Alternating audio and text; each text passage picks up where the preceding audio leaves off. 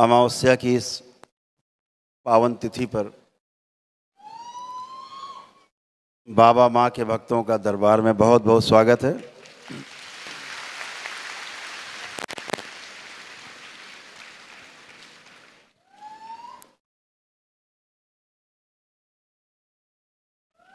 आपके पितरों की एक बहुत लंबी लाइन, बहुत बड़ी भीड़ के साथ साथ तमाम देव स्थानों से आए पवित्र आत्माएं जो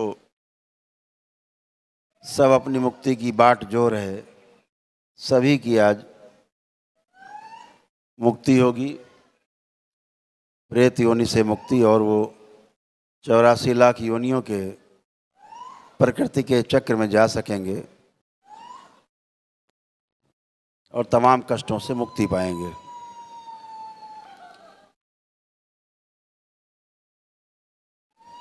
आप सभी लोग खूब अच्छी तरह से समझ चुके हैं कि बिना पितृ की मुक्ति के अपनी मुक्ति संभव नहीं। आप ये मत समझिए कि हम जिंदा हैं और वो मर गए। जो नहीं मरता वो आज भी जिंदा है, जीवन के रूप में हमेशा जिंदा रहता है, वो कभी मरता ही नहीं। और जो आपके भी अंदर है, जो आपके अंदर बैठ के सुन रहा है, आपके अंदर से हमें देख रहा है, हम आपको देख रहे हैं, जो देख रहा है, सुन रहा है, बोल रहा है, अनुभव कर रहा है, ये कभी मरता नहीं है। इसका गठबंधन बना ही रहता है सूक्ष्म जगत से, क्योंकि वह स्वयं भी सूक्ष्म है और जो आपको नहीं दिख रहे हैं वह भी सूक्ष्म हैं। तो यह गठबंधन आपका बना ही रहता है। आप सोचो वो तो मर गए, चले गए, कोई कहीं जाता वाता नहीं। ये एक बड़ा विज्ञान है। एक बड़े, हमारी बात सुन के कुछ लोग नाराज भी हो सकते हैं, बड़े धर्माचार्य, लेकिन जो दिखता है वो बहुत खतरनाक भी है और बहुत सुंदर भी है। जिस दृष्टि से देखो वैसा ही दिखता है।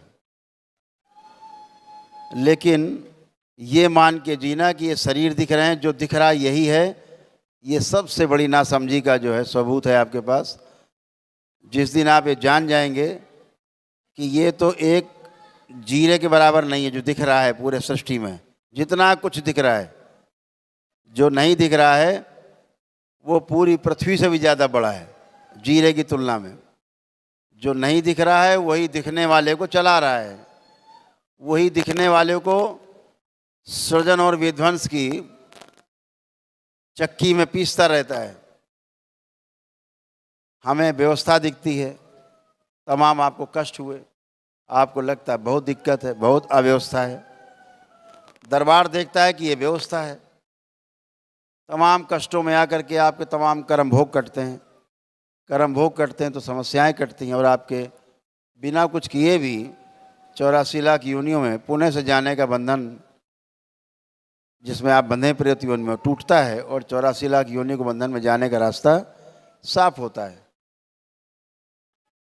तो आप एक बात तो समझ ही लें कि बिना कर्म भोग कटे कुछ नहीं हो सकता।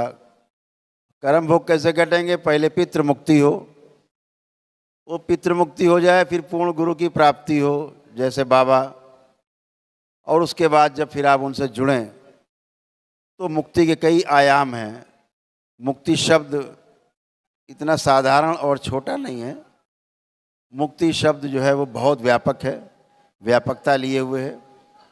कई स्टेज पर मुक्तियां हैं जिसे आप मुक्ति कहते हो। अगर सब कुछ अच्छा अच्छा चलता रहे तब भी 50,000 साल लग जाते हैं जहाँ से आए हो वहाँ वापस जाने में। तो ये एक व्यवस्था है, व्यवस्था को समझ लेने में सुख है और व्यवस्था को ना समझ पाने में दुख होता है। तो सारे जितनी भी व्यवस्था है वो आपने मैंने दरबार में देखी है। आप दरबार से जुड़े हैं, तमाम गंदगी, तमाम समस्याएं सब एक दिन में जाती हैं। तमाम लोग पदयात्रा करके पुण्य पाए हैं बगैर कोई हवन किए। इस पर तमाम लोग बैठे होंगे जिन्होंने पद यात्रा करके बिना हवन किए पुण्य पाए। कितने लोग हाथ उठाएं? देखिए, इतने लोग हैं जो बिना हवन किए पुण्य पाए वो मस्त नीचे कर लीजिए।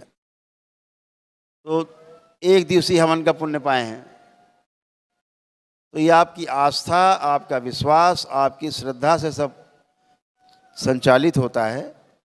कुछ लोग नमन करके पुण्य पाए हैं, कुछ लोग पदयात्रा करके पुण्य पाए हैं, कुछ लोग दंडवत यात्रा करके पुण्य पाए हैं।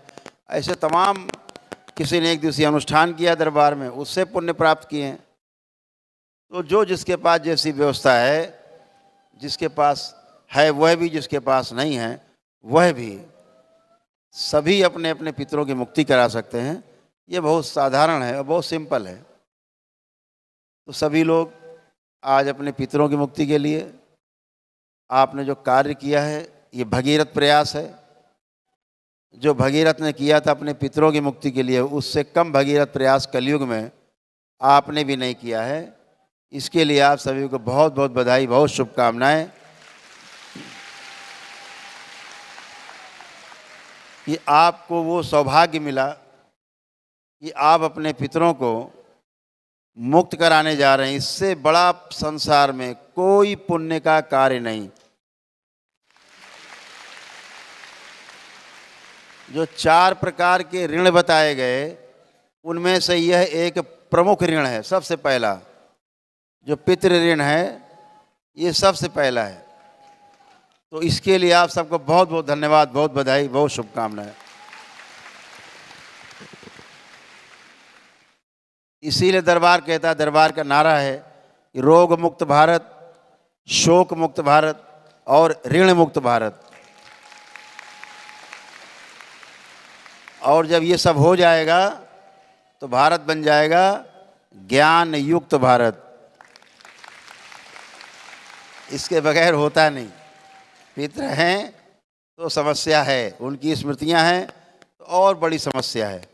तो सभी जाना आवश्यक है, शुद्धि होना आवश्यक है, पवित्रता होना आवश्यक है। और जब ये सब कर लेते हैं, सारे ऋण उतार लेते हैं, तो पवित्र से फिर आप पावन हो जाते हैं।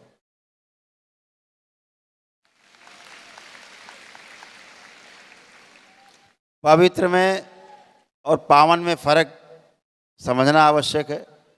पवित्र उसे कहते हैं जो कभी भविष्य में अपवित्र हो सकता है, उसे कहते हैं पवित्र हो गया। कभी अपवित्र हो सकता है, फिर अगले दिन अपवित्र होते हैं, फिर स्नान करते हैं, बोले हम पवित्र हो गए। अगले दिन फिर अपवित्र हैं, फिर स्नान किए, बोले अब हम पवित्र हो गए।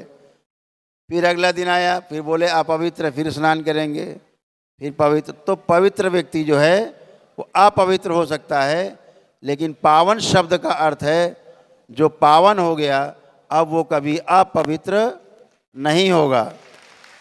इस शब्द का अर्थ इतना ही है। जैसे दूध से आपने घी बना लिया, ये पावन हो गया, अब घी कभी दूध नहीं बनेगा, ऐसे पावन। तो आप सभी जब इन ऋणों से मुक्त होंगे तो आप और आपका जीवन भी पावन होगा, आपका शरीर भी पावन होगा। और तालमेल करके आप इन 84 लाख बंधनों के बंधन से, 84 लाख योनियों के बंधन से मुक्त हो सकेंगे और जिस लक्ष्य के लिए जन्म लिया है वो पूर्ण हो सकेगा। आप सभी बाबा माँ से प्रेम करते हैं, दरबार से जुड़ते हैं, आप स्वस्थ होते हैं, आपका परिवार स्वस्थ होता है, आगे जाना है, बढ़ना है। बाबा से दीक्षा लेते हैं हर पूर्णिमा में और अपने जीवन को आप धन्य बनाते हैं। ये अद्भुत है कि आप बाबा से, बाबा के डीएनए से परमानेंट जुड़ जाते हैं। और इनमें बहुत बड़ी संख्या बाबा के जो भक्त हैं वो शिष्य में परिवर्तित हो जाती है उनके। और बाबा का जो शिष्य है वो समझो परम सौभाग्यशाली है। इस धरती पर इस समय सबसे सौभाग्यशाली वो है जो बाबा का शिष्य हो गया है।